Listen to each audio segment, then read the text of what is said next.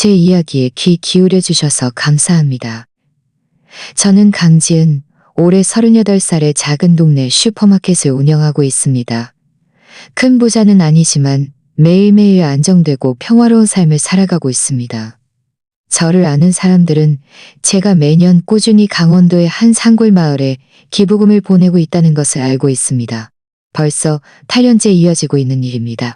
강원도 설악골 마을의 작은 분교와 인연을 맺게 된 것은 8년 전에 한 여행 덕분이었습니다. 그때 저는 전 남편과 이혼하며 마음이 너덜너덜해질 만큼 지쳐 있었습니다.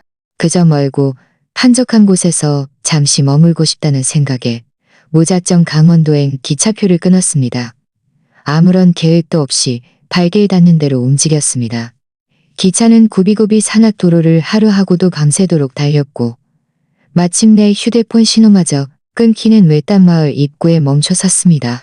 제가 기차에서 내렸을 때 낡은 교복을 입고 빛바랜 책가방을 맨 아이들이 진흙한 길을 따라 산 위로 올라가는 모습이 눈에 들어왔습니다. 아이들의 선두에 선 박 선생님은 낯선 저를 보고는 반갑게 인사를 건넸습니다. 아이들이 산 위의 임시교실로 수업을 들으러 가는 길이라고 했습니다. 호기심이 발동해 저도 아이들을 따라 산을 올랐습니다. 1시간 가까이 걸어 올라가자 이른바 교실이라는 곳이 나타났습니다. 사실은 낡은 흙벽돌집 한 채였습니다. 창문에는 유리 대신 비닐이 덧대어져 있었고 바람이 불 때마다 후드득 소리를 냈습니다. 교실 안의 책상은 널빤지로 의자는 돌덩이로 만들어져 있었고 칠판은 돌덩이로 만들어져 있었고 그날은 유난히 추웠지만 아이들은 모두 허리를 꼿꼿이 세우고 앉아 있었습니다. 작은 손은 얼어 시뻘겠지만 여전히 선생님을 따라 교과서를 읽는 모습은 진지했습니다. 저는 문가에 한참을 서서 그 모습을 바라보았습니다. 코끝이 찡해지며 눈물이 핑 돌았습니다. 나중에 박 선생님과 이야기를 나누고 나서야 이 마을의 이름이 설악골 마을이며 마을 전체에 이 분교 한학군이라는 것을 알게 되었습니다. 박 선생님 혼자 30명이 넘는 아이들을 가르치고 있었고 1학년부터 4학년까지 모든 아이들이 한 교실에서 수업을 듣고 있었습니다. 아이들의 집은 모두 가난해서 제대로 된 학용품조차 없는 아이들이 많았고 겨울에는 따뜻한 외투 한 벌조차 입지 못하는 아이들도 있었습니다. 저는 마을에 사흘 동안 머물렀습니다. 매일 교실에 가서 박 선생님을 도와 아이들을 돌보고 그들에게 이야기를 들려주었습니다. 떠나기 전 저는 가지고 있던 모든 돈을 박 선생님께 드렸습니다. 아이들에게 학용품과 겨울옷을 사주라고 부탁했습니다. 박 선생님은 제 손을 잡고 연신 감사하다는 말을 했습니다. 아이들도 저를 애워싸고는 서툰 한국말로 지은 누나, 안녕히 가세요. 강원도에서 돌아온 후에도 저는 줄곧 그 아이들이 마음에 걸렸습니다. 저 혼자의 힘은 미약할지라도 꾸준히 돕는다면 그들에게 조금이나마 도움이 될 수 있을 것이라고 생각했습니다. 그때는 슈퍼마켓을 연 지 얼마 되지 않아 장사가 그리 안정적이지 않았습니다. 하지만 저는 매달 수익금에서 2억만 원을 설악골 마을 분교에 보내기로 결심했습니다. 저는 제 본명을 밝히지 않았습니다. 돈을 보내는 것 외에도 저는 정기적으로 슈퍼마켓 손님들이 기부한 헌 옷가지와 낡은 책들을 모아 깨끗하게 정리한 후 포장하여 보냈습니다. 때로는 문구점에서 할인을 할 때면 연필, 지우개, 공책 등을 대량으로 구매하여 함께 보냈습니다. 지난 8년 동안 저는 설악골 마을에 5번 방문했습니다. 갈 때마다 조금씩 변화하는 모습을 볼 수 있었습니다. 첫 번째 방문 때는 흙벽돌 교실 창문에 유리가 끼워져 있었고 두 번째 방문 때는 아이들이 새 책상과 의자를 갖게 되었습니다. 세 번째 방문 때는 작은 도서관도 지어졌습니다. 이 모든 변화는 저와 다른 후원자들의 작은 도움들이 모여 이루어진 것이었습니다. 매번 이런 변화를 볼 때마다 저는 특별한 성취감을 느꼈습니다. 작년 말 박 선생님께 전화가 왔습니다. 정부와 여러 후원자들의 도움으로 설악골 마을 분교가 재건될 것이며 새로운 교사가 곧 완공될 것이라고 했습니다. 아이들이 드디어 넓고 밝은 교실에서 공부할 수 있게 된 것이었습니다. 전화 속 박 선생님의 목소리는 무척이나 상기되어 있었습니다. 그는 교사가 완공되면 준공식에 저를 초대하고 싶다고 했고 아이들도 신비로운 지은 누나를 보고 싶어 한다고 했습니다. 전화를 끊고 나서 저는 무척 기뻤습니다. 슈퍼마켓 직원들에게 업무를 인계하고 설이 지나면 바로 강원도로 가서 새 학교 준공식에 참석할 준비를 했습니다.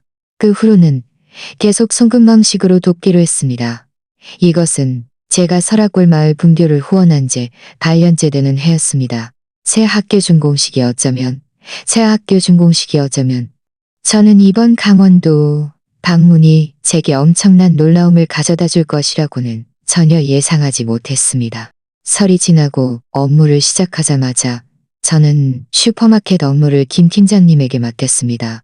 김 팀장님은 저와 6년 동안 함께 일하며 일 처리가 꼼꼼하고 믿음직한 사람이었습니다. 그가 맡아주니 안심하고 떠날 수 있었습니다. 출발 전에 저는 문구 도매시장에 들러 연필 500자루, 공책 200권, 새 책가방 50개를 샀습니다. 그리고 의류 매장에 가서 두툼하고 따뜻한 패딩 점퍼 수십 벌을 골랐습니다. 이 모든 것을 3개의 큰 상자에 담아 설악골 마을로 바로 보냈습니다. 저는 가벼운 배낭 하나를 메고 그 안에는 갈아입을 옷 몇 벌과 박 선생님께 드릴 차를 챙겨 강원도로 향하는 길을 올랐습니다. 이번 강원도 방문은 8년 전보다 훨씬 수월했습니다. 산악도로는 평탄하게 잘 닦여 있었고 기차도 예전보다 훨씬 빨라졌습니다. 하루 동안의 여정 끝에 저는 마침내 다시 설악골 마을에 도착했습니다. 기차가 마을 입구에 닿자마자 박 선생님이 아이들을 데리고 마중 나와 있는 것이 보였습니다. 아이들은 깨끗한 새 옷을 입고 해맑고 설레는 미소를 짓고 있었습니다. 박 선생님은 저를 보자마자 성큼성큼 다가와 제 손을 굳게 잡았습니다. 강지은 선생님, 오실 줄 알았습니다. 아이들이 매일 선생님을 그리워했어요. 저는 웃으며 고개를 저었습니다. 박 선생님, 그냥 지은 씨라고 불러주세요. 그동안 고생 많으셨어요. 아이들을 이렇게 훌륭하게 잘 가르치셨네요. 그때 머리를 따은 작은 여자아이 하나가 조심스럽게 제 앞으로 다가와 작은 얼굴을 들고 말했습니다. 지은 누나, 저희를 계속 도와주신 분이 누나라는 걸 모두 알고 있어요. 감사해요. 아이의 목소리는 부드러웠고 말을 마치고는 허리 굽혀 깊이 인사했습니다. 저는 얼른 아이를 일으켜 세우고 머리를 쓰다듬으며 말했습니다. 고마워할 필요 없어. 너희들이 열심히 공부하는 게 나에게 가장 큰 보답이야. 닮은 서툴렀지만 진심이 가득 담겨 있었습니다. 그림은 서툴렀지만 진심이 가득 담겨를 에워싸고 저마다 제잘거리며 인사를 건넸습니다. 박 선생님은 저를 데리고 새로 지은 교사를 보여주었습니다. 미색 외벽, 환한 유리창, 운동장에는 알록달록한 트랙까지 그려져 있었습니다. 예전 흑벽돌 집과는 그야말로 천지개벽이었습니다. 박 선생님은 이 교사가 지어질 수 있었던 것은 저희 공이 크다고 말했습니다. 지난 8년 동안 보내주신 돈과 물품들이 아이들에게 너무나도 큰 도움이 되었다고요. 저는 새 교사를 바라보며 준공식은 다음 날 오전에 열렸습니다. 마을 주민들이 모두 모였고 마을 잔치를 벌이고 따뜻한 차를 나누며 저희 후원자들을 가장 성대한 방식으로 환영했습니다. 기념식에서 아이들은 정성껏 준비한 민속춤을 추고 맑은 목소리로 동요를 불렀습니다. 공연이 끝난 후 박 선생님은 제 손을 잡고 무대에 올라 마을 사람들과 아이들에게 말했습니다. 이 지은 선생님이야말로, 제 선생님이야말로 지난 8년 동안, 우리 학교를 이지은 선생님이야말로 지난 8년 동안. 그러자 객석에서는 뜨거운 박수갈채가 터져 나왔습니다. 마을 주민들은 저에게 감사하다는 눈빛을 보냈고 아이들도 모두 일어서서 지은 누나 감사합니다 라고 외쳤습니다. 저는 이 장면에 감동하여 눈시울이 붉어졌습니다. 모두에게 허리 굽혀 인사하며 말했습니다. 여러분께 도움이 될 수 있어서 정말 기쁩니다. 아이들이 모두 열심히 공부하여 이 산고를 벗어나 더 넓은 세상을 보기를 바랍니다. 준공식이 끝나고 저는 떠날 준비를 했습니다. 떠나기 전 몇몇 아이들이 박 선생님을 에워싸고 다가왔습니다. 그중 맨 앞에는 지민이라는 작은 여자아이가 서 있었습니다. 아이는 손에 작은 천 가방을 들고 조심스럽게 제게 내밀며 말했습니다. 지은 누나, 이건 저희 모든 아이들이 함께 누나에게 만들어드린 선물이에요. 마음에 드셨으면 좋겠어요. 제가 천 가방을 받아 열어보니 그 안에는 붉은 실로 꿰어 만든 구슬 한 줄이 들어있었습니다. 구슬들의 색깔은 제각각이었고 표면은 거칠었습니다. 아이들이 직접 갈고 닦아 만들었다는 것을 한눈에 알 수 있었습니다. 저는 구슬을 들어 울퉁불퉁한 무늬를 만져보았습니다. 마음이 따뜻해졌습니다. 웃으며 아이들에게 말했습니다. 정말 고마워. 이 선물 정말 마음에 들어. 꼭 잘 간직하고 다닐게. 지민이는 웃으며 말했습니다. 이건 저희가 산에서 주운 돌이에요. 오랫동안 함께 갈고 닦아서 만든 거예요. 누나가 늘 평안하시길 바라는 마음으로요. 저는 구슬을 왼손목에 찼습니다. 붉은 실은 길이가 딱 맞았고 구슬이 피부에 닿는 차가운 감촉이 느껴졌습니다. 아이들과 박 선생님께 작별 인사를 한 후 저는 집으로 돌아가는 길에 올랐습니다.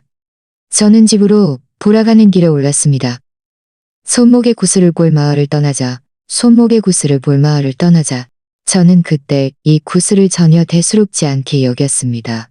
그저 아이들의 순수한 마음이 담긴 선물이라고 생각했고 손목에 차고 다니는 장식품으로도 괜찮다고 여겼을 뿐입니다.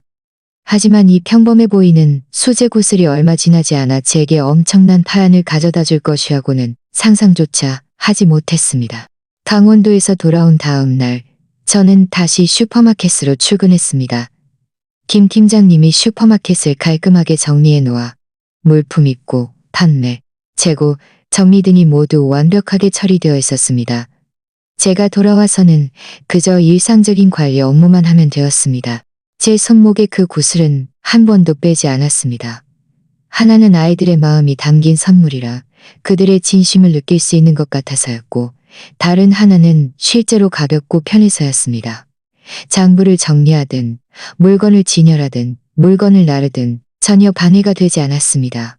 슈퍼마켓 직원들은 구슬을 볼 때마다 어디서 샀느냐고 물었고 저는 매번 웃으며 강원도 산골 아이들이 선물해준 수제 구슬이라고 저는 매번 웃으며 강원도 산골 아이들이 선물해준 수제 구슬이라고 대답했습니다. 하루하루가 지나면서 이 구슬은 저와 함께 슈퍼마켓을 바쁘게 오가며 적지 않은 기름때와 먼지가 묻었습니다. 처음에는 크게 눈에 띄지 않았지만 한 달이 넘어가자 구슬의 색깔이 점점 더 어두워지고 원래 투명했던 부분들도 칙칙한 회색빛으로 변했습니다. 만져보니 예전처럼 매끄럽지도 않았습니다. 젖은 습관으로 몇 번 닦아보았지만 아무리 닦아도 깨끗해지지 않았습니다. 오히려 깊이 파인 무늬 속기를 패인 무늬. 그날 저녁 슈퍼마켓 문을 닫고 저는 단짝 친구 최수연을 만나 감자탕을 먹으러 갔습니다. 최수연은 제가 어릴 때부터 함께 자란 중마고우로 미용실을 운영하며 평소 옷차림과 피부 관리에 특히 신경을 쓰는 친구였습니다. 그녀는 저를 보자마자 제 손목의 구슬에 시선이 멈췄습니다. 눈살을 찌푸리며 말했습니다. 지은아, 너 그거 뭐야? 칙칙한 게 너무 지저분해 보여. 얼른 빼버려.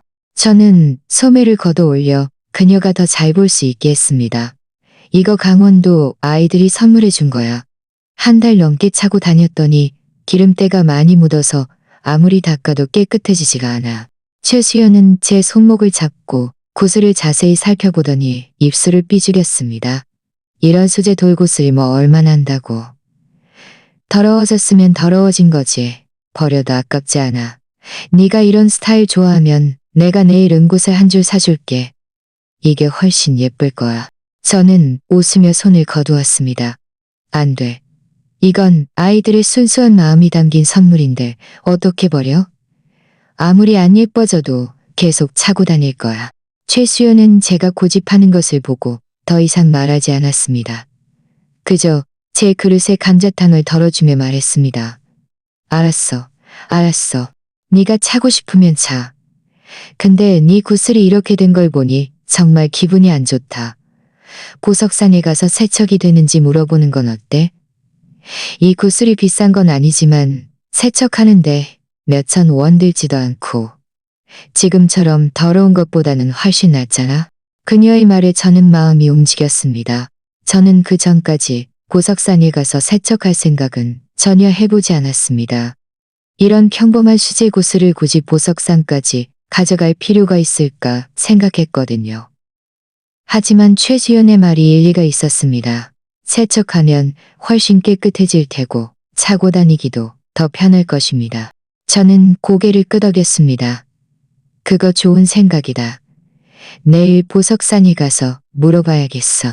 다음 날 출근하자마자 저는 슈퍼마켓 업무를 부점장에게 인계하고 제 지갑을 챙겨 집 근처 고석 거리로 향했습니다.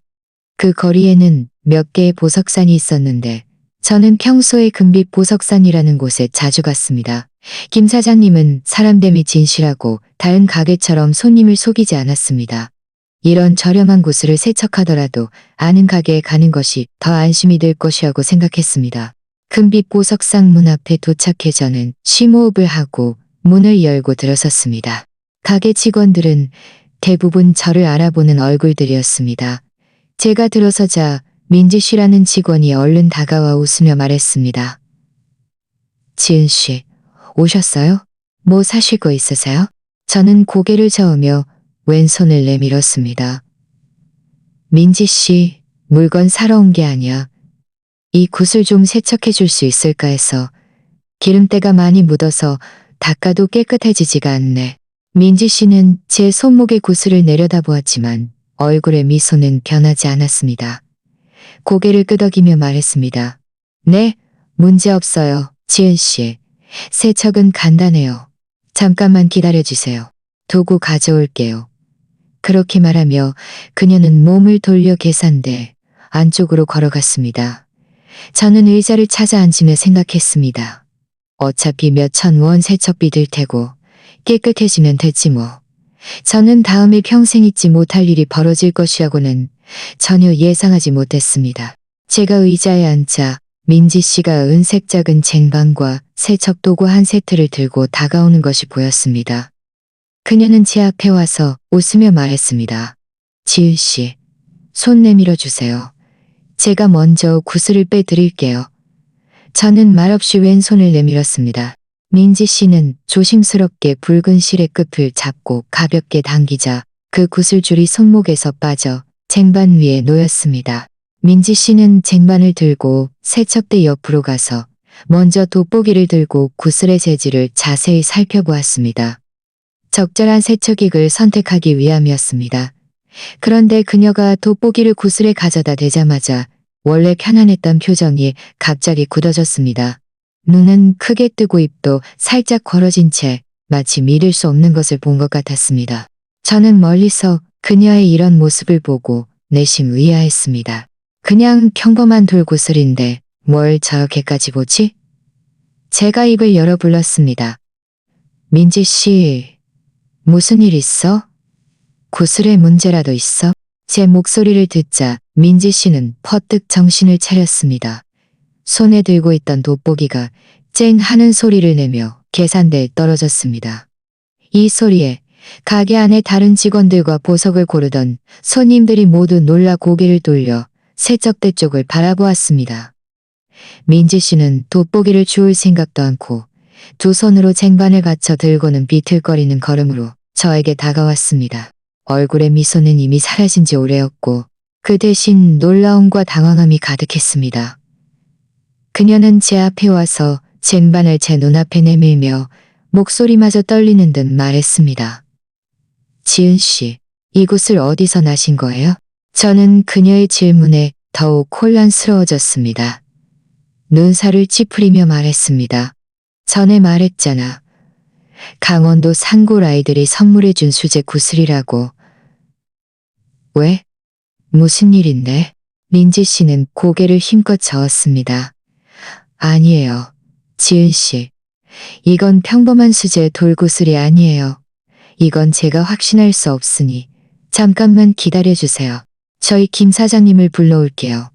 말을 마치기도 전에 그녀는 제 대답을 기다리지 않고 쟁반을 든 채 급히 가게 뒤편 사무실로 달려갔습니다. 달려가면서 사장님, 빨리 나와보세요. 큰일 났어요. 라고 외쳤습니다. 가게 안 사람들은 그녀의 이런 당황한 모습에 호기심이 발동했습니다. 몇몇 손님은 자발적으로 다가와 저에게 물었습니다. 아주머니, 그 구슬이 대체 뭔데요? 직원 반응이 심상치 않은데요? 맞아요. 혹시 비싼 보물인가요? 저는 쑥스러워 웃으며 말했습니다. 저도 모르겠어요. 그냥 아이들이 준 평범한 수제품인데 아마 직원이 잘못 본 거겠죠. 말하고 있는데 민지 씨가 40대 중반의 남자와 함께 걸어 나오는 것이 보였습니다. 이 남자가 바로 금빛 보석상의 김 사장님이었습니다. 김 사장님은 평소늘 침착하고 태연한 모습으로 어떤 일을 만나도 당황하는 법이 없었는데 오늘은 그의 얼굴에도 급한 기색이 역력했습니다. 그는 성큼성큼 민지 씨에게 다가와 말했습니다. 민지 씨, 무슨 일이야? 민지 씨는 쟁반을 김 사장님 앞에 내밀었습니다. 사장님, 이 구슬이 지은 씨가 세척해달라고 가져온 거예요. 제가 돋보기로 보는데 뭔가 이상해서요.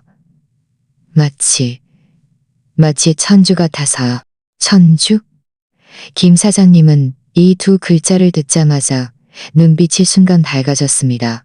곧바로 쟁반 속 돋보기를 들고 몸을 굽혀 그 구슬을 조심스럽게 관찰하기 시작했습니다. 김 사장님은 무척이나 진지하게 구슬을 살펴보았습니다. 미간을 찌푸리고 가끔 손가락으로 표면을 가볍게 만지며 작은 소리로 무언가를 중얼거렸습니다. 저는 너무 멀리 떨어져 있어서 그가 무슨 말을 하는지 들을 수 없었습니다. 주변 손님들도 모두 숨을 죽이고 김 사장님을 조용히 바라보았습니다. 가게 안은 순식간에 쥐죽은 듯 조용해졌고 김 사장님이 가끔 내는 미미한 소리만 들릴 뿐이었습니다. 저는 의자에 앉아 마음속으로 불안감이 커지기 시작했습니다. 천주라는 것은 들어본 적이 있었습니다. 마치 먼 오지에서 나는 귀한 장식품 같았고 꽤 비싸다고 들었습니다.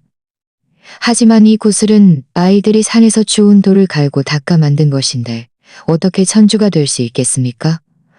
분명 민지 씨와 김 사장님이 잘못 본 것이라고 생각했습니다. 제가 뭔가 말하려는데 김 사장님이 갑자기 벌떡 일어서는 것이 보였습니다. 그는 고개를 맹렬히 들어 저를 똑바로 바라보았습니다. 눈빛에는 놀라움과 함께 약간의 믿기지 않는 기색이 가득했습니다. 김 사장님은 제게 다가와 다급한 목소리로 말했습니다. 지은 씨, 이 구슬이 강원도 산골 아이들이 선물해 준 것이 확실합니까? 저는 고개를 끄덕였습니다. 네, 그런데요. 김 사장님, 이 구슬이 대체 뭐예요? 혹시 잘못 보신 거 아니에요? 김 사장님은 심호흡을 하며 자신의 흥분된 마음을 가라앉히는 듯 했습니다. 그리고 입을 열어 한마디를 했습니다. 이 한마디는 저를 벼락 맞은 듯 얼어붙게 만들었습니다. 김 사장님은 저를 보며 한 음절 또박또박 말했습니다. 지은 씨, 이 구슬은 평범한 구슬이 아닙니다. 이것은 지순천주. 이것은 표면과 무늬를 보니 적어도 1000년 이상의 역사를 가진 것으로 보입니다. 분명히 값으로 매길 수 없는 보물입니다. 값으로 매길 수 없는 보물?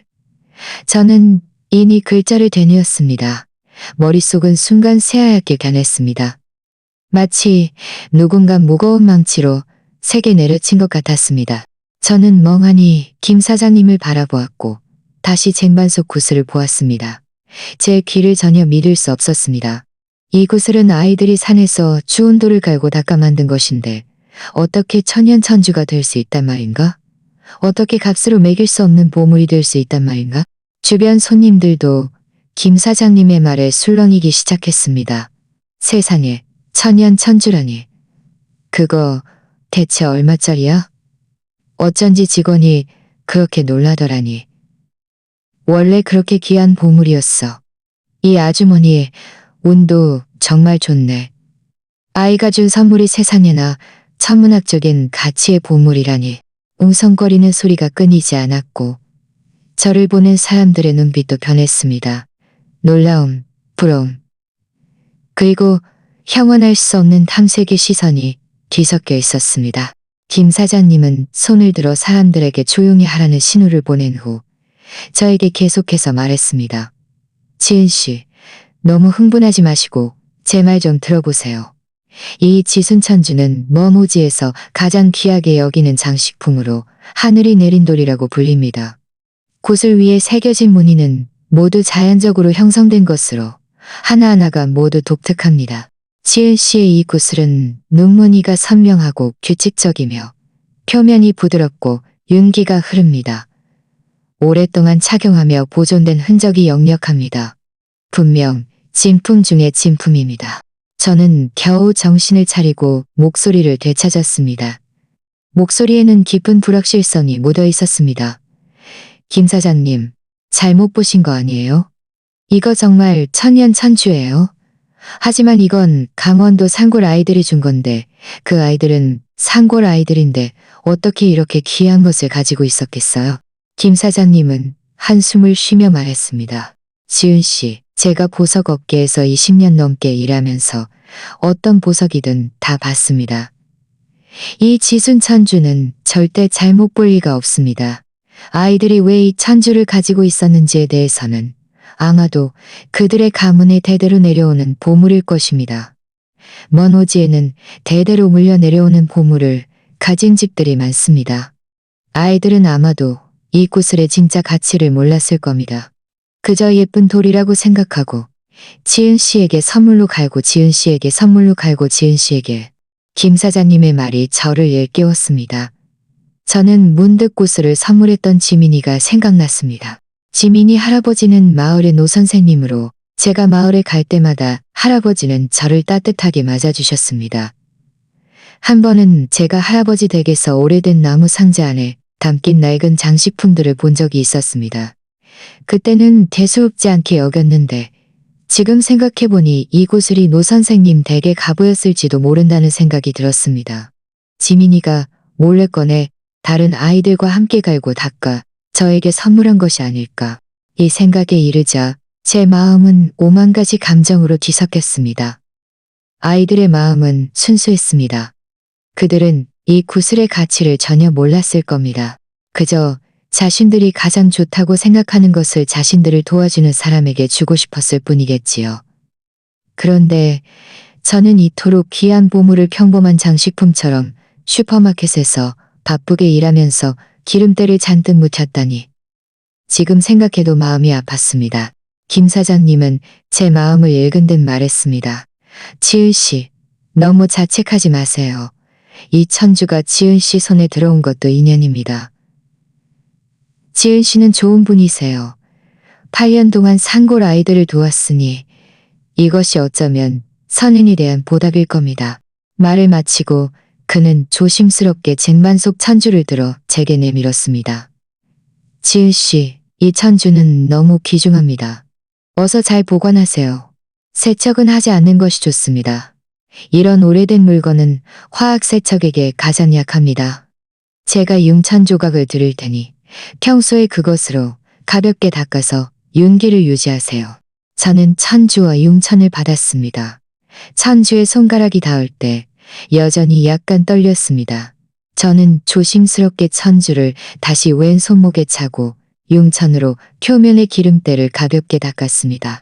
몇 번 닦자 원래 칙칙했던 천주가 약간의 광택을 되찾았고 무늬도 더욱 선명해지면서 투박하고 묵직한 질감이 느껴졌습니다. 저는 일어서서 김 사장님께 말했습니다. 김 사장님, 정말 감사합니다. 오늘 정말 폐를 끼쳤네요. 김 사장님은 웃으며 말했습니다. 지은 씨 뭘요? 이런 귀한 지순천주를 볼 수 있었던 것도 제 복입니다. 참, 지은 씨, 제가 한마디 더 하자면 이 천주는 가치가 너무 높으니 꼭 잘 보관하세요.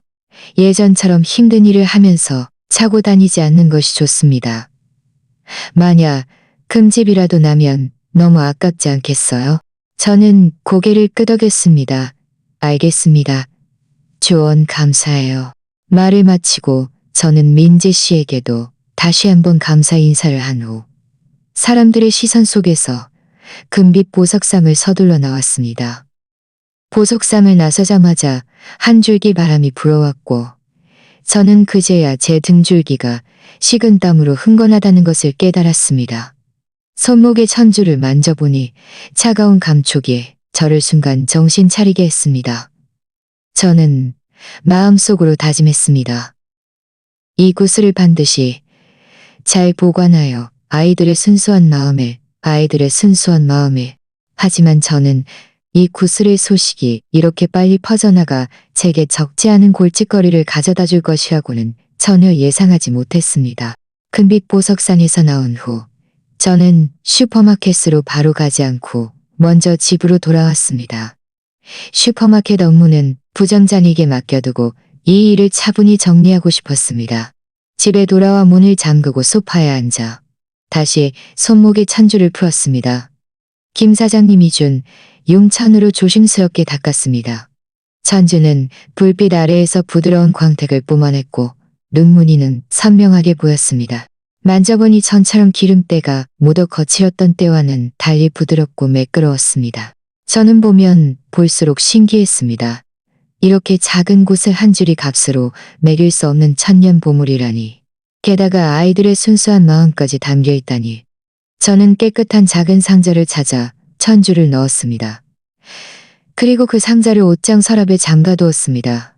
일단 잘 보관해 두었다가 나중에 시간이 나면 강원도에 가서 지민이에게 이 천주가 정말 노 선생님 댁에 가보였는지 물어봐야겠다고 생각했습니다. 하지만 저는 천주의 소식이 그렇게 빨리 퍼질 줄은 꿈에도 몰랐습니다. 그날 오후 제가 슈퍼마켓에서 장부를 확인하고 있는데 휴대폰이 울렸습니다. 발신자는 이혜진이었습니다. 이 이름을 보자마자 저는 미간을 찌푸렸습니다. 이혜진은 전 남편의 사촌 동생으로 평소 저와 별다른 언내가 없었습니다. 미혜진은 전 남편의 사촌 동생으로 평소 저와 별다른 언내가 없었습니다. 명절 때나 형식적으로 안부 전화를 한두 번 할 뿐이었습니다. 예전에도 저에게 돈을 빌려달라고 했었는데 제가 거절했습니다. 그 후로는 저에게 거의 연락을 하지 않았습니다. 저는 잠시 망설이다가 전화를 받았습니다. 전화 저편에서 이혜진의 지나치게 열정적인 목소리가 들려왔습니다. 지은 언니, 오랜만이에요. 요즘 잘 지내세요? 슈퍼마켓 장사는 어때요? 저는 담담하게 말했습니다. 잘 지내. 장사도 그럭저럭 괜찮고. 무슨 일이야? 이혜진은 웃으며 말했습니다. 별일은 아니고요. 언니가 요즘 좋은 거 얻었다고 들었는데 정말인지 궁금해서요.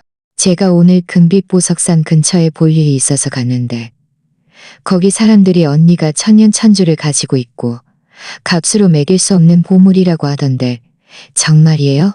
이 말을 듣자 제 마음이 철렁했습니다. 역시 천주 때문에 연락한 것이었습니다. 저는 그녀와 길게 이야기할 생각이 없어 얼버무렸습니다. 누가 그런 헛소문을 퍼뜨린 거야. 그냥 평범한 수제 구슬이지 무슨 천주야. 하지만 이혜진은 끈질겼습니다. 지은 언니, 거짓말하지 마세요. 금빛 보석산 김 사장님도 다 소문냈어요. 최고급 지순 천주라고 천년에 한 번 나올까 말까 한 거라고요. 지은 언니, 정말 운이 좋으시네요. 그렇게 귀한 보물을 얻다니. 저는 내심 짜증이 났습니다. 설령 진짜라고 해도 남이 준 선물인데 너랑 무슨 상관이야? 이혜진은 제 짜증을 눈치챘지만 여전히 열정적인 목소리였습니다. 지은 언니, 왜 그렇게 말씀하세요? 우리 다 친척인데 언니 좋은 일이 제 좋은 일 아니겠어요? 참, 지은 언니, 제가 할 말이 있는데 요즘 제 남편 박미수 씨랑 사업을 시작하려고 하는데 지금 자금 사정이 좀 어려워서요. 여기까지 말하고 그녀는 의도적으로 말을 멈췄습니다. 조심스럽게 떠보는 듯한 말투였습니다. 언니가 가진 그 천주, 어차피 남이 준 선물이고 언니가 가지고 있어도 특별히 쓸모도 없잖아요. 언니가 잠시 그 천주를 빌려주면 안 될까요? 제가 그걸 담보로 잡고 사업이 잘 풀리면 천주를 돌려드릴게요. 이자도 쳐서 드릴게요. 어떠세요? 역시나 이렇게 빙빙 돌려 말하는 이유가 천주 때문이었습니다. 저는 비웃으며 말했습니다. 이혜진, 꿈도 꾸지 마. 이 구슬은 나에게 아주 소중해. 설령 귀한 천주가 아니라고 해도 너에게 담보로 빌려줄 일은 절대 없어. 그리고 충고하는데 헛된 생각 말고 네 사업이나 잘해. 제가 이렇게 단호하게 거절하자 이혜진의 목소리는 즉시 변했습니다. 더 이상 열정적이지 않고 불만이 섞인 목소리였습니다. 지은 언니, 언니는 왜 그렇게 인정머리가 없어요? 우리가 다 친척인데 서로 돕는데 당연한 거 아니에요. 구슬 한 줄뿐인데 언니가 빌려주면 뭐 어때요? 제가 돈 벌면 언니를 잊겠어요? 저는 그녀와 더 이상 말싸움할 가치도 없다고 생각했습니다. 너랑 헛소리할 시간 없어. 나 바빠서 이만 끊을게. 말을 마치기도 전에 저는 그녀의 대답을 듣지 않고 바로 전화를 끊었습니다. 전화를 끊고 나니 마음이 무척 불편했습니다. 천주의 소문이 이렇게 빨리 퍼져나가 이혜진처럼 거의 연락하지 않는 친척까지 알게 될 줄은 몰랐습니다. 불길한 예감이 들었습니다. 이혜진은 탐욕스러운 사람인데 제가 이렇게 단호하게 거절했으니 분명 가만히 있지 않을 것이었습니다. 저는 일어서서 옷장으로 가서 서랍을 열고 천주가 담긴 작은 상자를 만져보았습니다. 이혜진에게 기회를 주어서는 안 된다고. 하지만 저는 이혜진의 탐욕과 비열한 수단을 과소평가하고 있었습니다. 그녀의 다음 행동은 제 예상을 완전히 뛰어넘는 것이었습니다. 이혜진의 전화를 끊고 난 후에도 저는 줄곧 마음이 편치 않았습니다. 그녀가 무슨 꼼꼼이를 꾸밀 것 같다는 생각이 들었습니다. 만약을 대비해 저는 천주가 담긴 작은 상조를 옷장소 가지고 다니던 핸드백에 넣었습니다. 그 후 며칠 동안 이혜진은 저에게 전화도 하지 않았고 찾아오지도 않았습니다. 저는 마음이 조금 놓였습니다. 그녀가 물러난 것이라고 생각했습니다. 하지만 이것은 그녀의 일시적의 술수였을 뿐이라는 것을 저는 몰랐습니다. 그녀는 이미 남편 박민수와 함께 제 천주를 빼앗을 계획을 세워두고 있었습니다. 금요일 저녁, 제가 집에서 저녁 식사를 준비하고 있는데 갑자기 시어머니께 전화가 걸려왔습니다. 저와 전 남편이 이혼한 후에도 시어머니와 저는 좋은 관계를 유지했습니다. 시어머니는 제가 혼자서 힘들게 지내는 것을 아셨기에 평소에도 자주 전화해서 저를 걱정해 주셨습니다. 전화 속 시어머니의 목소리는 약간 쉬어 있었습니다. 지은아, 요즘 몸이 좀 안 좋아서 자꾸 네가 보고 싶구나. 내일 시간 되니? 집에 와서 밥 한 끼 먹자. 네 전 남편도 오라고 할게. 우리 가족 다 같이 모여서 즐거운 시간 보내자. 시어머니가 몸이 좋지 않다는 말에 제 마음이 순간 철렁했습니다. 저는 급히 말했습니다. 어머니 괜찮으세요? 병원에 가보셔야 하는 거 아니에요? 내일 꼭 갈게요. 슈퍼마켓은 미리 정리해둘게요. 시어머니는 웃으며 말씀하셨습니다. 괜찮아. 그냥 지병이야. 며칠 푹 쉬면 나아질 거야. 너무 일찍 올 필요 없어. 오후에 와도 돼. 네가 좋아하는 갈비찜 해줄게. 저는 시어머니와 몇 마디 더 이야기를 나누며 몸조심하시라고 당부한 후에야 전화를 끊었습니다. 다음 날 오후 저는 슈퍼마켓 문을 일찍 닫고 과일과 영양제를 좀 사서 시어머니 댁으로 향했습니다. 시어머니 댁 문 앞에 도착하자마자 이혜진과 그녀의 남편 박민수도 와 있는 것이 보였습니다. 두 사람은 시어머니 옆에 앉아 이야기를 나누고 있었고 얼굴에는 위선적인 미소가 가득했습니다. 제가 들어서자 이혜진이 얼른 일어서서 열정적으로 저를 맞았습니다. 지은 언니, 오셨어요? 어서 앉으세요. 방금 전까지 언니 이야기하고 있었어요. 제 마음이 철렁했습니다. 뭔가 이상하다고 느꼈습니다. 전에는 시어머니와 제가 만날 때 이혜진과 박민수가 이렇게 적극적으로 오는 일이 없었는데 오늘은 왜 이렇게 적극적일까? 게다가 그들의 모습은 제가 전에 거절했던 것에 대한 불만은 전혀 없고 오히려 지나치게 열정적이어서 부자연스러웠습니다. 하지만 시어머니 앞에서 제가 할 말은 없었습니다. 그저 웃으며 고개를 끄덕이고 사온 물건들을 탁자 위에 놓으며 말했습니다. 어머니, 보러 왔어요. 몸은 좀 어떠세요? 시어머니는 제 손을 잡고 소파에 앉히시며 말씀하셨습니다. 훨씬 좋아졌어. 네 얼굴 보니 더 편안하구나.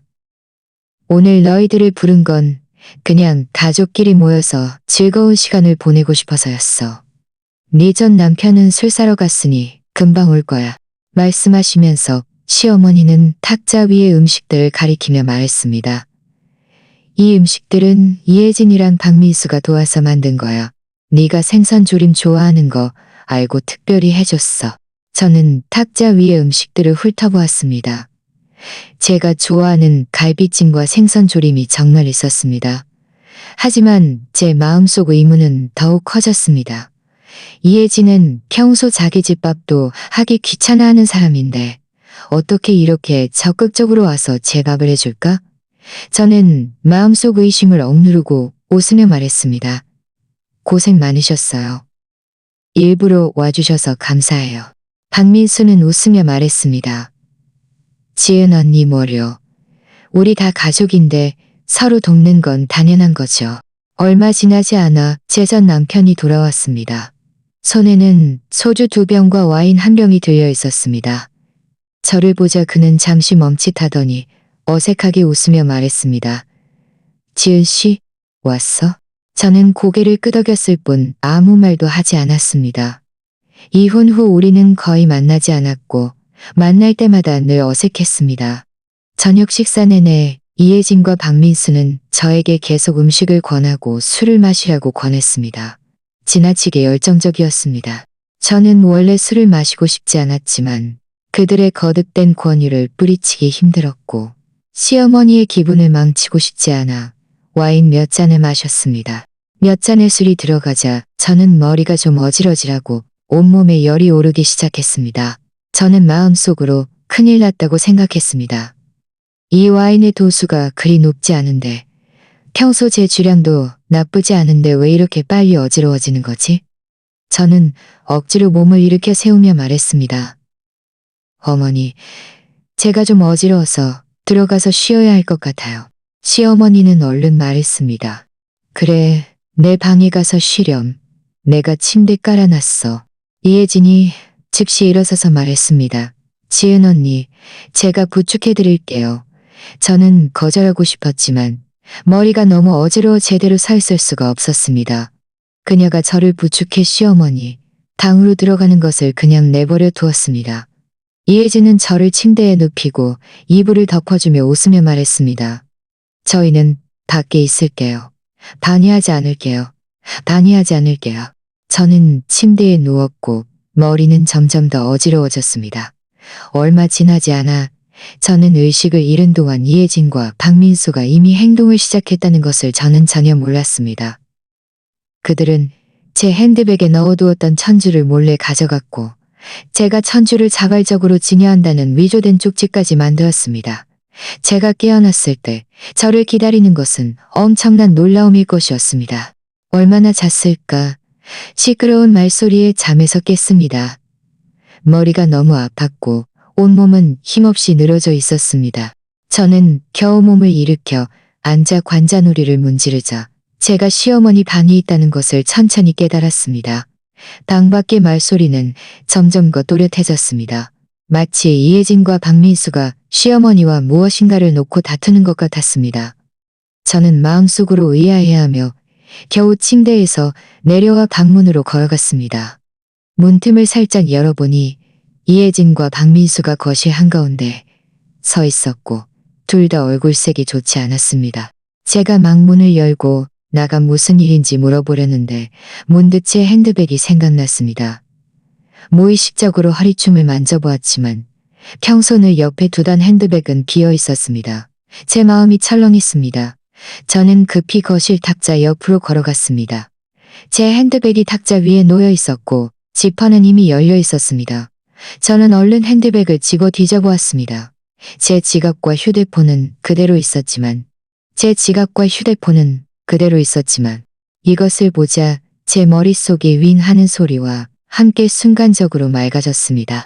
저는 마침내 이혜진과 박민수가 왜 그렇게 열정적으로 저와 함께 식사를 했는지, 왜 제가 와인 몇 잔을 마시고 의식을 잃을 만큼 어지러워졌는지 깨달았습니다. 그들은 바로 제 천주를 노린 것이었습니다.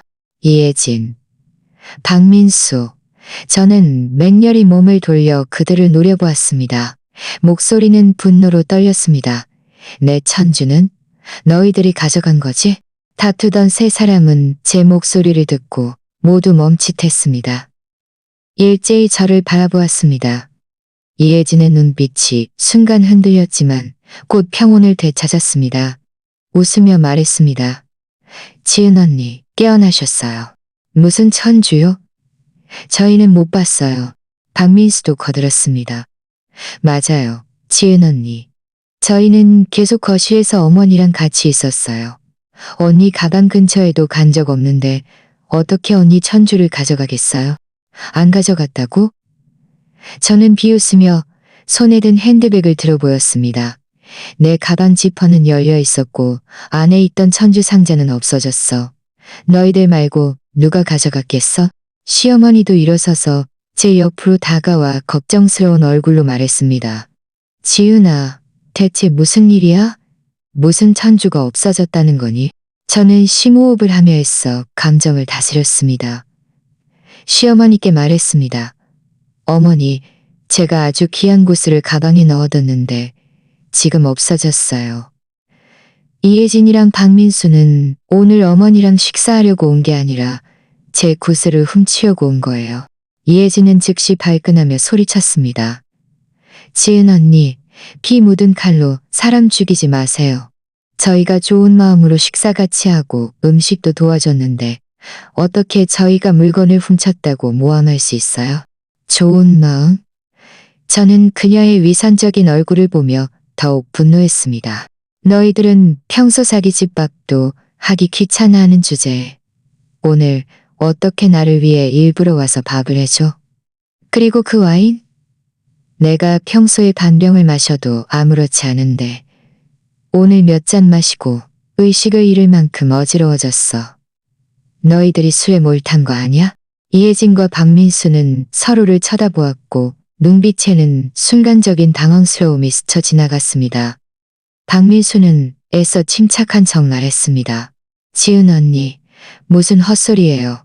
저희가 어떻게 술에 몰타요. 언니가 어지러운 건 분명 요즘 너무 피곤해서 그럴 거예요. 언니가 구슬을 못 찾았다고 저희한테 뒤집어 씌우면 안 되죠. 저는 그들과 다투는 것이 소용없다는 것을 알았습니다. 그들은 분명 인정하지 않을 것이었습니다. 저는 휴대폰을 꺼내 들며 말했습니다. 좋아, 너희들이 인정 안 하지? 그럼 나 경찰에 신고할 거야. 경찰이 와서 조사하게 할 거야. 경찰이라는 두 글자를 듣자 이혜진과 박민수의 얼굴색이 순간 변했습니다. 이혜진은 얼른 한 발짝 앞으로 다가와 제 휴대폰을 빼앗으려 하며 말했습니다. 지은 언니, 이 작은 일로 경찰에 신고할 필요까지 있어요? 소문나면 얼마나 안 좋아요? 우리 친척들 명성에도 영향 끼치고요. 저는 한 발짝 뒤로 물러서서 그녀의 손을 피했습니다. 이제 와서 무서워? 너희들이 도둑질할 때는 명성에 영향 끼칠 생각 안 했어? 나는 너희들과 더 이상 헛소리할 시간 없어. 나 지금 바로 신고할 거야. 저는 더 이상 그들과 말싸움하지 않고 바로 경찰에 전화를 걸어 사건의 경위를 자세히 설명했습니다. 전화를 끊은 후 저는 이혜진과 박민수에게 말했습니다. 너희들 솔직히 말하고 천주 내놔. 안 그러면 경찰이 오면 너희들은 벌받을 준비나 해. 이혜진과 박민수는 소파에 앉아 고개를 숙인 채 아무 말도 하지 않았습니다. 얼굴색은 최악이었습니다.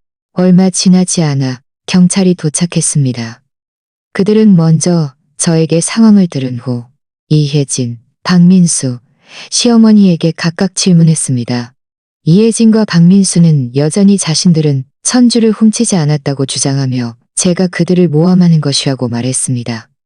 경찰은 방안을 한바탕 수색했지만 아무런 유용한 단서도 찾지 못했습니다. 일이 교착 상태에 빠지는가 싶던 그때 제 휴대폰이 갑자기 울렸습니다. 저는 급히 전화를 받았습니다. 전화 속에서 김 사장님의 목소리가 들려왔습니다.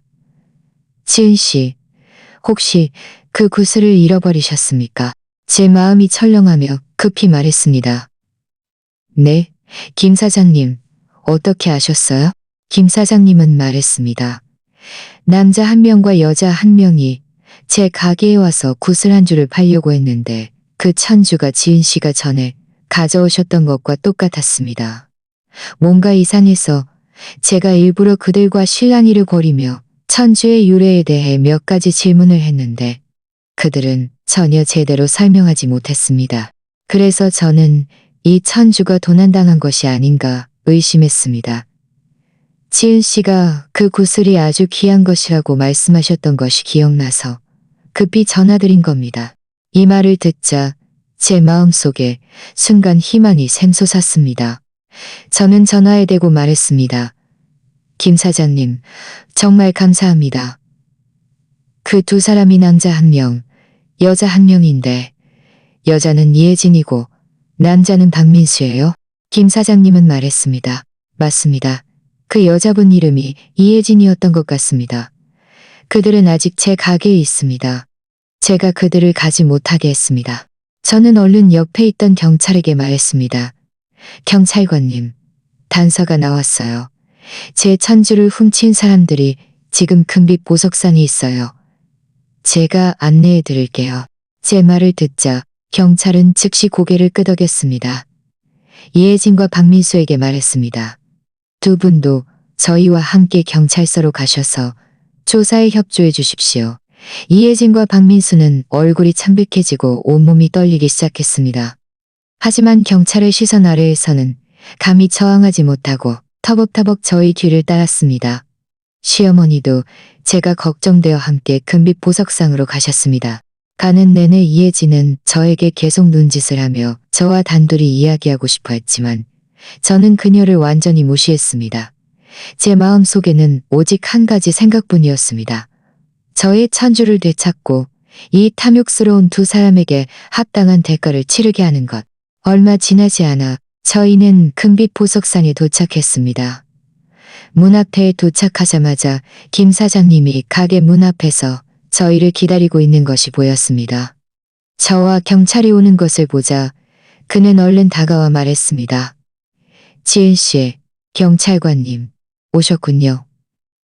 그 두 사람은 아직 안에 있습니다. 말하며 그는 가게 안유계실을 가리켰습니다. 저희는 김 사장님을 따라 가게 안으로 들어갔습니다. 과연 휴게실 의자에 한 남자와 한 여자가 앉아 있었습니다. 바로 이혜진의 남편 박민수와 천주를 함께 봐주러 온 듯한 그녀의 친척 여자였습니다. 저희가 들어서는 것을 보자 박민수의 얼굴은 순간 창백해졌고 벌떡 일어서서 가게 밖으로 뛰쳐나가려 했습니다. 하지만 문 앞에 서 있던 경찰이 그를 붙잡았습니다. 어디로 도망가? 우리에게 솔직하게 협조해. 경찰이 차갑게 말했습니다. 박민수는 너무 놀라 다리가 풀려 주저앉았고 입으로는 계속 중얼거렸습니다. 저 안 훔쳤어요. 저 안 훔쳤어요. 그때 이혜진도 뒤따라 들어왔습니다.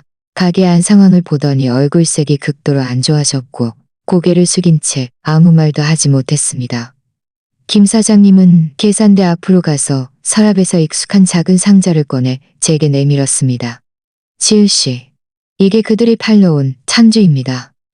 제가 계속 보관하고 있었어요. 저는 작은 상자를 받아 열어보았습니다. 그 안에는 바로 제 천년지순 천주가 들어있었습니다. 구슬 위의 무늬는 선명하게 보였고 제가 전에 차고 다니던 것과 똑같았습니다. 천주가 온전하게 돌아온 것을 보자 제 마음속에 걸려있던 돌덩이가 드디어 내려앉았습니다.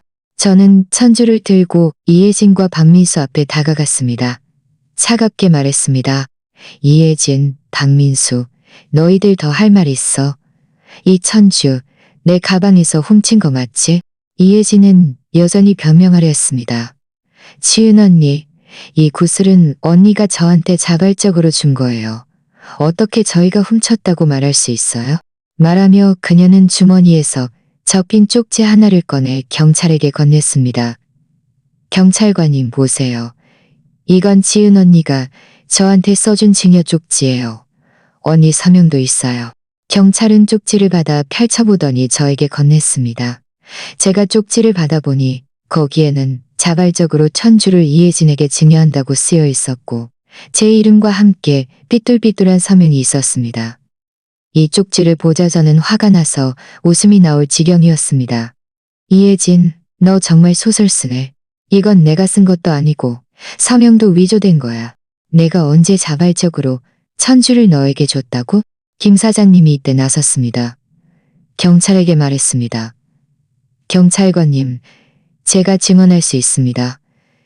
이 두 사람이 천주를 팔러 왔을 때 제가 천주의 유래를 물어보니 제대로 설명하지 못했습니다. 어떤 때는 집안 대대로 내려온 것이라고 했다가 어떤 때는 친구가 준 것이라고 했다가 앞뒤말이 전혀 말까지 다더립니다. 앞뒤말이 전혀 맞지 않았습니다. 게다가 제 가게에는 CCTV가 있습니다. 그들이 들어와 천주를 팔려는 모든 과정이 다 찍혔습니다. 말하며 김 사장님은 가게 안 CCTV 영상을 틀었습니다. CCTV 화면에는 이혜진과 박민수가 금빛 보석상에 들어와 천주를 꺼내 김 사장님에게 팔려고 하는 모든 과정이 선명하게 기록되어 있었습니다. 화면 속 박민수는 이혜진에게 작은 소리로 말했습니다. 이따가 집안 대대로 내려온 거라고 말해. 들키지 않게 이혜진은 고개를 끄덕이며 말했습니다. 걱정 마. 다 생각해놨어. 정 안 되면 지은 언니가 자발적으로 줬다고 할 거야. 이 말들이 또렷하게 들려왔고 현장에 있던 모든 사람들이 분명히 들을 수 있었습니다. CCTV 화면을 보고 두 사람의 대화를 듣자 이혜진과 박민수는 더 이상 버티지 못하고 다리가 풀려 바닥에 무릎을 꿇었습니다. 박민수는 계속 자기 입을 때리며 말했습니다. 제가 잘못했어요. 경찰관님. 제가 자백할게요. 견주는 저희가 한순간 욕심에 눈이 멀어 천주를 팔아 돈을 벌려고 했습니다. 이혜진도 울기 시작했습니다. 제 앞으로 다가와 제 바짓가랑이를 잡고 말했습니다. 지은 언니, 제가 잘못했어요. 언니 천주를 훔치면 안 되는 거였는데 제발 용서해 주세요. 저도 한순간 잘못 생각했어요. 이번 한 번만 용서해 주세요. 저는 힘껏 그녀의 손을 뿌리치고 차갑게 말했습니다. 용서해달라고? 너희들이 나를 속여 넘어뜨릴 계획을 세울 때는 오늘 같은 날이 올 거라고 생각 못했어? 이 구슬은 강원도 산골아이들이 나에게 준 소중한 마음이야. 나에게는 무엇보다 귀해. 그런데 너희들이 감히 그 구슬에 손을 대고 이렇게 비열한 방법으로 내 물건을 훔치려 하다니. 너희들은 용서받을 자격이 없어. 시어머니도 이때서야 사태의 진상을 깨닫고 화가 나서 온몸을 떨었습니다. 이혜진과 박민수에게 소리쳤습니다. 너희들 정말 너무하는구나.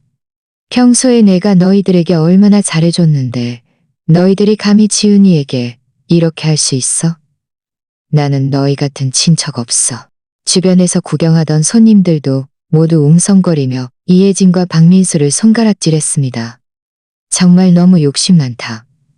친척 물건을 훔치고 위조 증여 쪽지까지 만들다니. 정말 수단과 방법을 가리지 않는구나. 저런 사람들은 벌을 받아야 해. 너무 괘씸하다. 주변의 웅성거리는 소리를 들으며 이혜진과 박민수의 얼굴은 붉게 달아올랐습니다. 고개를 더 깊이 숙였고 땅속으로라도 숨고 싶은 심정이었습니다.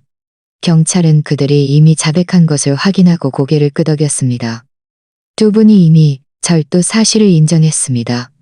두 분이 이미 절도 사실을 인정했으니 이제 저희와 함께 경찰서로 가셔서 추가 조사를 받으셔야 합니다. 말하면 경찰은 수갑으로 채웠습니다. 조사를 박민수를 수갑으로 채웠습니다.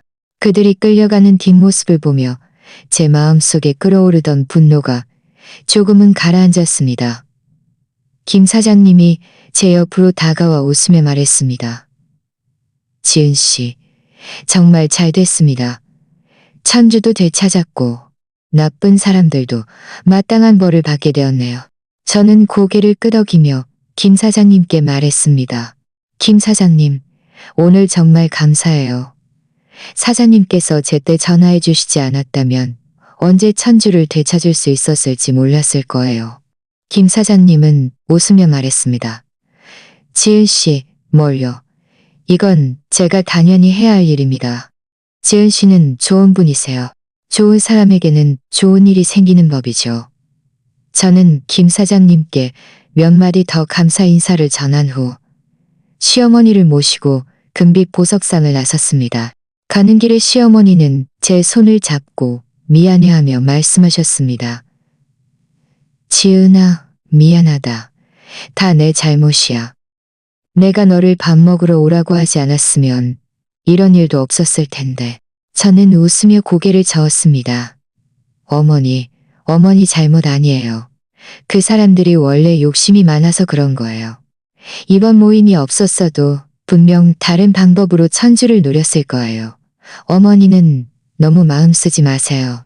제 말을 듣자 시어머니는 그제야 조금 안심하시는 듯 했습니다. 시어머니를 집에 모셔다 드린 후 저는 따뜻한 물 한 잔을 드리고 한참 동안 이야기를 나누며 시어머니의 감정이 완전히 진정될 때까지 옆에 있었습니다. 그제야 안심하고 제 집으로 돌아왔습니다. 집에 돌아오자마자 제가 가장 먼저 한 일은 천주가 담긴 작은 상자를 꺼내 탁자 위에 올려놓는 것이었습니다. 김 사장님이 준 융천으로 조심스럽게 닦았습니다. 불빛 아래에서 천주는 부드러운 광택을 뿜어냈고 눈무늬는 마치 영혼을 가진 듯했습니다. 어렵게 되찾은 이 보물을 바라보며 제 마음은 감회로 가득했습니다. 이 천주는 강원도 산골 아이들의 순수한 마음이 담긴 증표이자 제가 8년 동안 베푼 선행의 증거였습니다. 제가 설악골 마을 분교를 꾸준히 후원하지 않았다면 아이들과 이렇게 깊은 인연을 맺지 못했을 것이고 이 귀한 선물을 받지도 못했을 것입니다. 반면 이혜진과 박민수는 한순간의 탐욕 때문에 이 선의를 훔치려 했고 결국 경찰에 체포되어 명예가 실추되고 신세가 망가지는 실추되고 신세가 망가지는 실추되고 신세가 망가지는 이것이 바로 이른바 선행에는 선행으로 악행에는 악행으로 보답한다는 인과응보일 것입니다. 며칠 후 경찰서에서 전화가 왔습니다. 이혜진과 박민수의 처리 결과에 대한 것이었습니다. 그들이 절도한 천주의 가치가 매우 높아 절도죄가 성립되었고 범행 수법 또한 매우 악질적이어서 최종적으로 징역 3년과 벌금형을 선고받았습니다. 이 결과를 듣고도 제 마음에는 아무런 파동도 없었습니다. 이것은 그들이 마땅히 받아야 할 때가였고 그들의 탐욕에 대한 값비싼 지불이었습니다. 소문이 퍼져나가자 친척들도 이 일을 모두 알게 되었습니다. 이혜진과 박민수의 행동에 대해 모두가 비난했고 더 이상 그들 가족과 왕래하려는 사람이 없었습니다. 반면 저는 이 일로 인해 오히려 더 많은 사람들의 인정을 받게 되었습니다. 슈퍼마켓 손님들은 제가 강원도 산골 아이들을 8년 동안 후원했다는 사실을 알고는 모두 엄지손가락을 치켜세우며 제가 좋은 사람이라고 말했습니다. 심지어 친구들에게 제 슈퍼마켓에 와서 물건을 사라고 적극적으로에게 제 슈퍼마켓에 와서 물건을 사라고 적그들에게 제 슈퍼마켓에 와서 물건을 사라고 이혜진과 박민수 문제를 해결하고 나니 제 마음은 드디어 완전히 안정을 찾았습니다. 저는 다시 천주를 왼손목에 찼습니다. 이번에는 특별히 조심했습니다. 일을 하든 외출을 하든 항상 천주를 보호하는 데 신경 썼고 다시는 예전처럼 기름때가 묻게 하지 않았습니다. 저는 설악골 마을의 박 선생님께 특별히 전화를 걸어 천주에 대한 이야기를 했습니다. 전화 속 박 선생님은 제 이야기를 다 듣고는 놀라며 말했습니다. 지은 씨, 그 구슬이 그렇게 귀한 천주였다니. 그건 아마 지민이 할아버지의 가보였을 거예요. 지민이 할아버지는 마을의 노선생님으로 평생 마을 아이들을 위해 힘쓰셨어요. 좋은 사람은 좋은 복을 받아야 한다고 늘 말씀하셨죠. 아마 지민이가 구슬을 아이들과 함께 갈고 닦을 때 노선생님께서 아시고는 지은 씨에게 일부러 선물하라고 하셨을 겁니다. 박 선생님의 말을 듣자 제 마음은 따뜻해졌습니다. 이 구슬이 단순히 아이들의 마음만 담긴 것이 아니라 노 선생님의 저에 대한 인정과 축복까지 담겨 있었다니. 저는 박 선생님께 말했습니다. 박 선생님, 저 조만간 강원도에 다시 갈 생각이에요. 지민이랑 노 선생님께 직접 감사 인사도 드리고 아이들에게 학용품도 좀 더 가져다 주려고요. 그리고 또 한 가지 생각이 있는데 천주의 이름을 따서 작은 장학 기금을 만들고 싶어요. 설악골 마을 분교 아이들을 전문적으로 후원해서 그들이 더 좋은 학습 환경을 가질 수 있도록 돕고 싶어요. 박 선생님은 제 말을 듣고 감격에 겨워 말했습니다. 지은 씨, 정말 감사합니다. 지은 씨는 우리들의 큰 은인이세요. 아이들이 알면 분명 정말 기뻐할 거예요. 제가 지금 바로 마을 주민들에게 말해서 모두 감사 인사를 전하게 할게요. 저는 웃으며 말했습니다. 박 선생님, 그렇게까지 하실 필요 없어요. 이건 제가 당연히 해야 할 일이에요. 아이들에게 도움이 될 수 있다면 저는 정말 기쁩니다.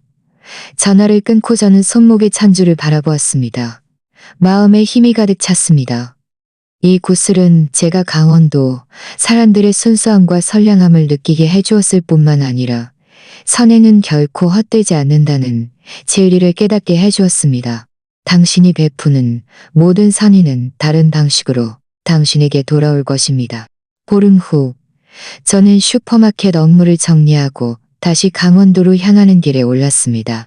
이번에는 학용품과 겨울옷을 가득 실은 2대의 차와 함께 장학기금 설립 관련 서류도 가져갔습니다.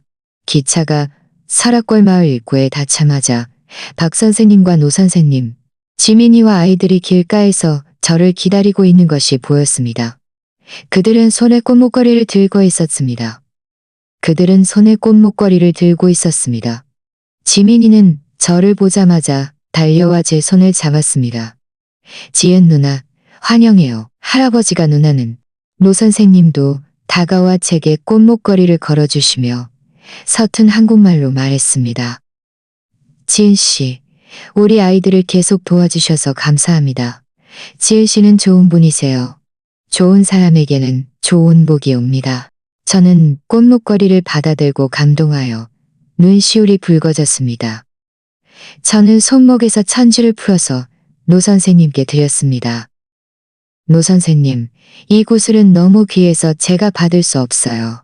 저는 이미 이 구슬의 이름을 따서 장학 기금을 만들었어요. 앞으로도 계속 아이들이 학교에 다닐 수 있도록 후원할 거예요. 이 천주는 지민이에게 남겨주셔서 계속 대대로 물려주세요.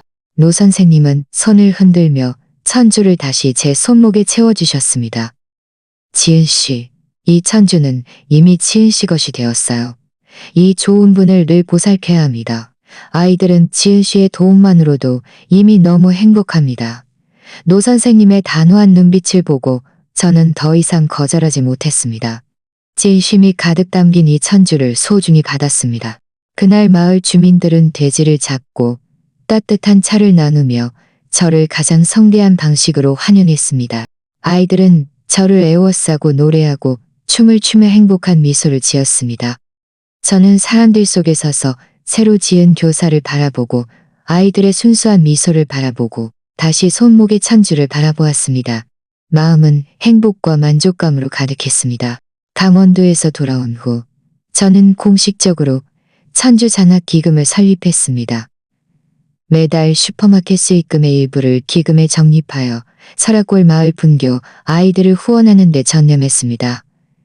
저는 또한 정기적으로 강원도에 가서 아이들을 방문하고 그들에게 수업을 가르치고 함께 놀아주었습니다. 하루하루가 지나면서 제 슈퍼마켓 장사는 점점 더 번창했고 장학기금도 점점 더 많은 아이들을 도왔습니다.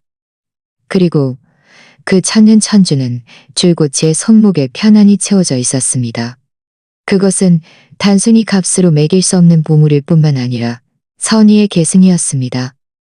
저에게 늘 친절하고 정직한 사람이 되어 저의 힘으로 더 많은 도움이 필요한 사람들을 도우라고 상기시켜 주었습니다. 오늘 이야기가 마음에 드셨다면 좋아요를 누르고 구독해주세요. 어떤 종류의 이야기가 더 듣고 싶으신지 댓글로 공유해주세요. 계속해서 좋은 이야기를 들려드리겠습니다.